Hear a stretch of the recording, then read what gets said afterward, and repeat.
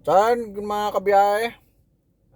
Nandito tayo ngayon sa BGC Shell. Yan, sa Shell tayo. Kain tayo itlog. Taka lang.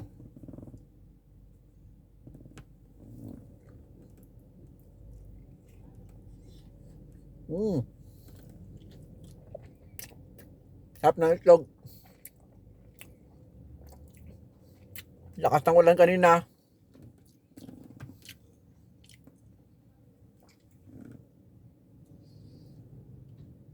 Buti lang hindi nagdulot ng baha. Saglit lang. Hindi ko lang alam sa ibang mga lugar.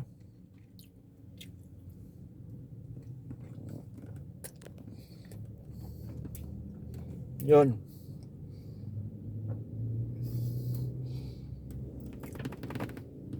Walang masyadong pasahero. Kaya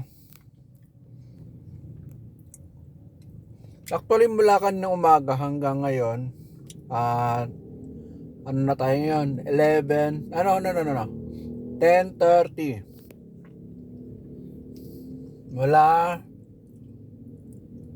Mula umaga hanggang mga around 7 yata ng kanang umaga. 4 na pasahero pa lang na kompleto ko. So, hindi naman natin gustuhan yun dahil holiday today. Ay, nabulunan tuloy ako. Yun.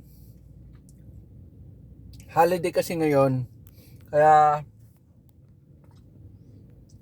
walang masyadong pasahero. Yan, dito tayo sa BGC. Wala pa tayong booking. So, dalawa to, itlog.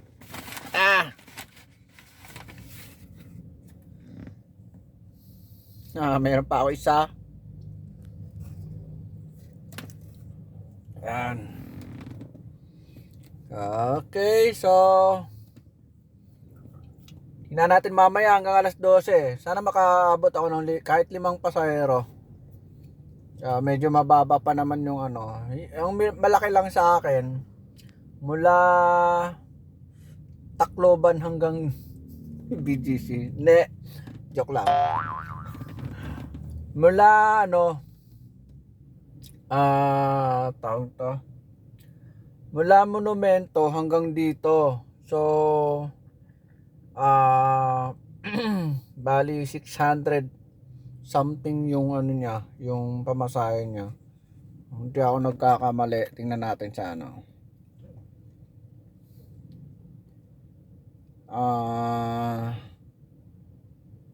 Ano na pala? 536. Ayun, so nakakaspa siya. Yun. Yun lang malaki sa akin. The rest 100, 150, 180. Ayun, so yun lang mga kabiyahe. At kakainin ko muna to. So see you on my next vlog. Peace out.